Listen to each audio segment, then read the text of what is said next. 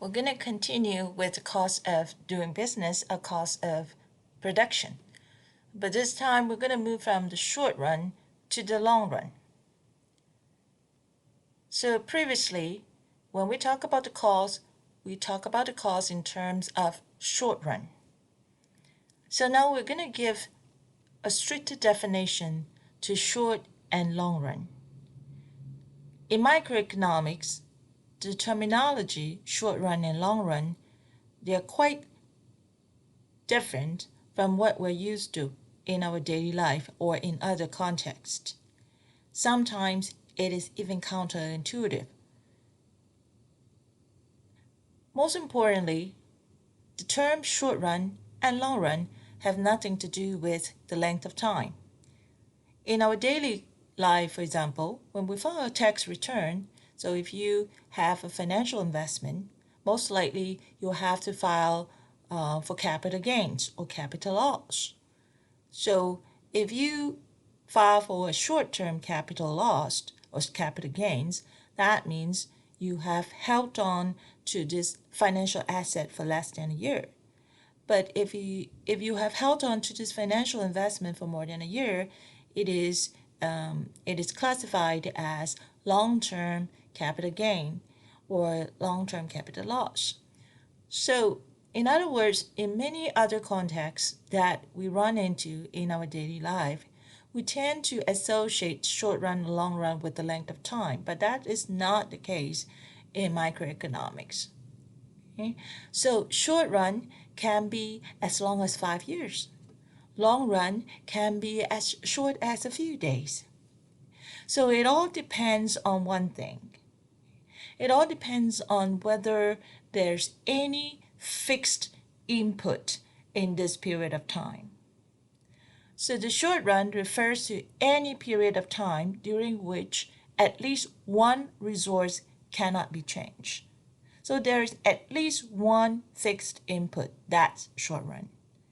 So for example, if a factory has signed a contract to have a fixed amount of raw materials delivered at a fixed time interval, at a fixed price for 5 years. Okay? So this contract is valid for 5 years.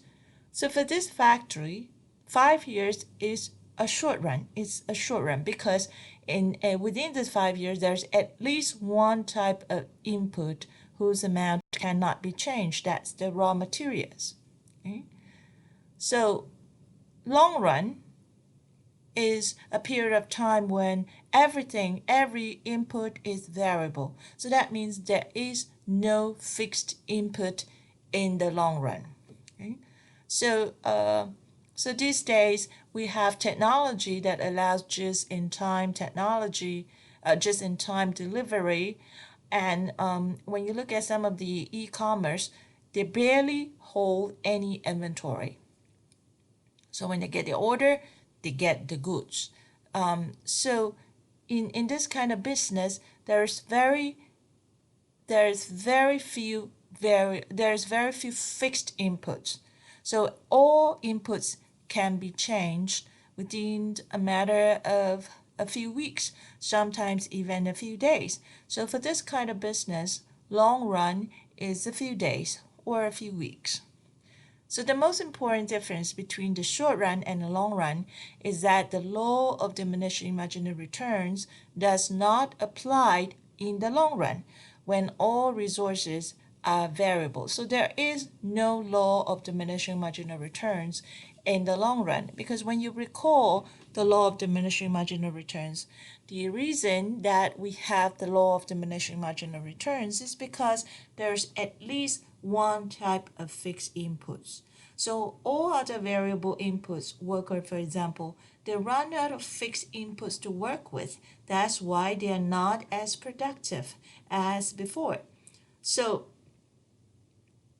this fixed input can be machine, it can be space, and so on and so forth. But in the long run, this problem doesn't exist. Okay? So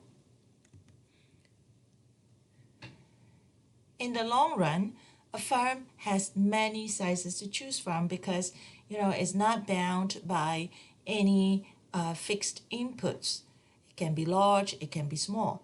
The short run, however, requires that the scale be fixed. Scale means size of the company.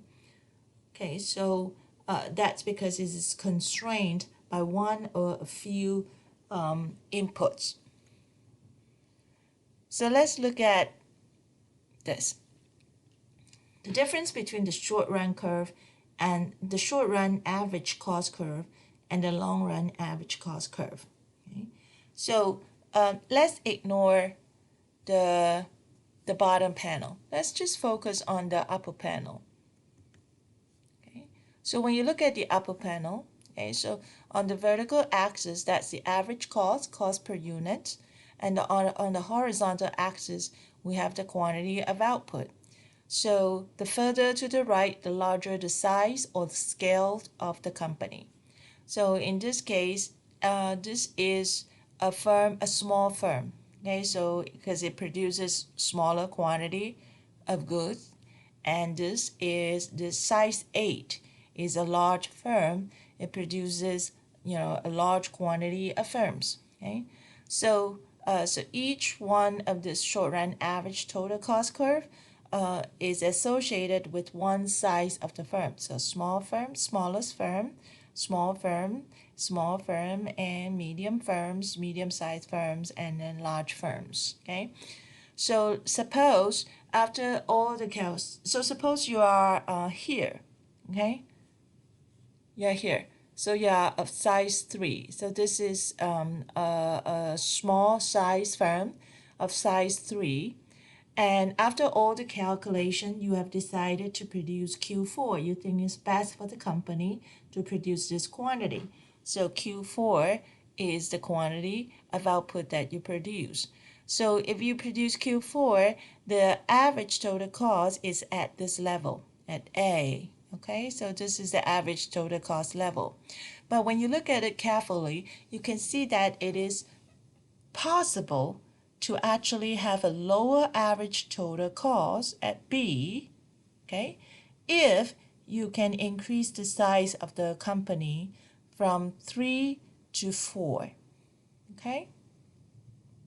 So if you can increase your size of the company by a little bit, then you can enjoy a lower average total cost, okay? But that's not possible in the short run because you cannot change the scale of your company in the short run because you're bound by some fixed inputs. Okay? So you end up with this higher average total cost. Okay? In the long run, so let's look at the bottom panel. In the long run, this problem is solved because in the long run, firms are free to choose the size of the company. So let's say you have done the calculation. Q4 is the quantity you want to produce. So in the long run, you're not going to be size 3. You definitely want to be size 4. So that way you will enjoy a lower average total cost. Okay? Because you're flexible. You have this flexibility in the long run. You're free to choose the size of the company because you're not bound by any fixed inputs. So in the long run, companies always enjoys the lowest average total cost for each quantity of goods. So that gives us the long run average total cost. This big smile here. Big smile here. Okay? Big smile. In fact, we can also see an envelope here, right? Envelope. It basically envelopes the lowest point on the short run average total cost for each quantity of goods, okay? So that's the long run average total cost. In microeconomics, we have an envelope theory. So that gives us the long run average total cost, this envelope here, okay? So the long run average total cost is actually the lowest cost combinations of resources or inputs with which each level of output is produced when all resources are variable. Okay? So that gives us the long run average total cost. What we're going to do now is to introduce ourselves to returns to scale. So returns to scales refers to the relationship between the long run average total cost and the quantity of production. So scale means size. There are three types of returns to scale. So the first type is economies of scale. So the decrease in long run average total cost as quantity of production increases and all resources are variable. So basically what that means is the bigger, the better. Because as the company becomes larger, as the company produces more, each unit costs less. Okay? So that's economies of scale. It's good to be big. When a company demonstrates this economies of scale, however, what it experiences is as the quantity of production increases, the long run average total cost also increases. So the quantity of production and the long run average total cost in this case, they are positively related. The larger it becomes, the more quantity produced, the higher it costs to make one unit. Okay? So it's not good to be big in this case. And then we have constant returns to scale, where long run average total cost simply doesn't depend on the quantity of production. Okay?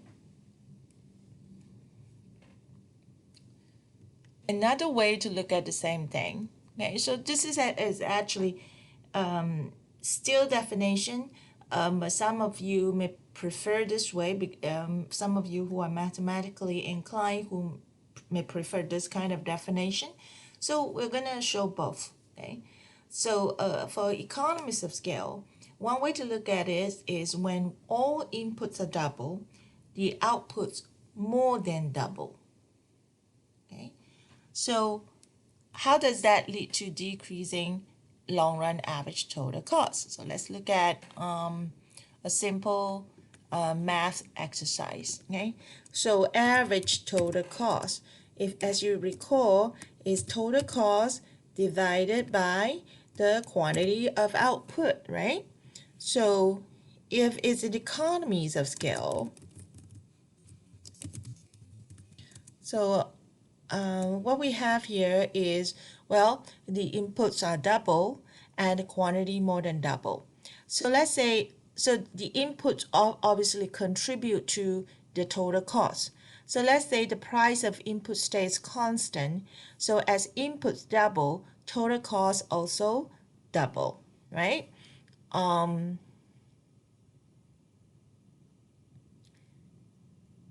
so I'm going to use this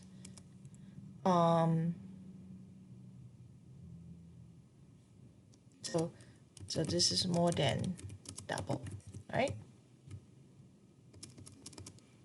Oh, sorry, double. And then the quantity of output more than double. So for those of you who are mathematically inclined, as the numerator increases more than the denominator, so the denominator increases faster than the numerator. So the numerator increases, but the denominator increases even faster. Okay, so in this case, the whole term will come down. So average total cost decreases. Okay, so as the quantity goes up, okay, so the average total cost decreases. So this is economies of scale. Whereas for this economies of scale, as the input double, which leads to the double of the total cost, because we assume the price of inputs to stay constant, and then the quantity increases, the quantity of output increases, but less than double. Okay, so what you can see here is the numerator increases, but the denominator increases by a smaller amount. Okay, so this whole thing here, this whole term here, will end up increasing. So that gives us this economies of scales. Okay, so you can do the same thing for constant returns to scale. Okay, so economies of scale, when all inputs are double, the output more than double. If a company or an industry demonstrate this economies of scale, when all inputs are double, the output's less than double. Constant returns to scale is when a company doubles its inputs and the output also doubles. Okay, so we're going to introduce ourselves to graphical representations of each returns to scale. Okay, so this demonstrates an industry or a company that demonstrates economies of scale. So we have the average total cost, the long run average total cost on the vertical axis, and then the quantity of output on the horizontal axis. Okay, so it is a downward sloping cost curve. Okay, so when you, so let's say we start from this point. Okay, so we have this size of the company, the quantity of output, and the corresponding average total cost. So as a company, sorry, let's go back. So as the company becomes larger, so we have a larger quantity here, you can see that the average total cost actually comes down. So it's a negatively sloped long run average total cost, which gives us the economies of scale. Okay, so the quantity of output is negatively related to the per unit cost or the average total cost. As the company becomes larger, the per unit cost decreases. Okay, so this is this economies of scale. Okay, and it is upward sloping long run average total cost. So let's say we start from here. So here this is a smaller company, smaller quantity, and the associated average total cost is here. So as a company becomes larger, okay, so we are here. Okay, so the corresponding average total cost is it increases. So the larger the company becomes, the larger the quantity it produces, the higher the per unit cost, the higher the average total cost. So that gives us this economies of scale. Okay, and then lastly, we're going to look at constant returns to scale. So this is a flat line, a horizontal line. What that means is regardless of the quantity of outputs, we keep changing the quantity of output, nothing changes in terms of average total cost. The average total cost does not depend on the quantity of output. It stays constant. So that's a constant returns to scale.